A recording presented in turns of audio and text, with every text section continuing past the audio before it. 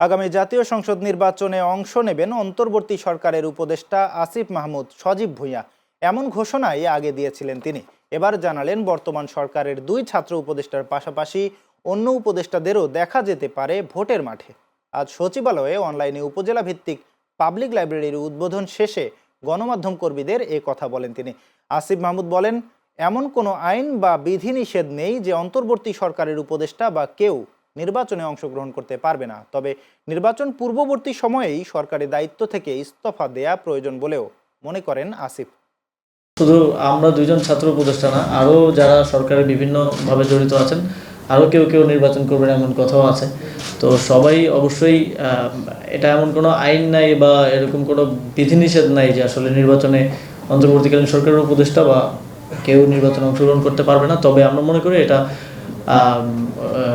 স্বার্থের সংঘাত ঘটায় এই পদে থেকে নির্বাচন করা। এই নীতিগত জায়গা থেকে আমরা মনে করি যে বা যারাই নির্বাচনে অংশগ্রহণ করবে তাদেরকে অবশ্যই এই নির্বাচনী কার্যক্রমে ঢুকে যাওয়ার আগেই পদত্যাগ করার প্রয়োজন।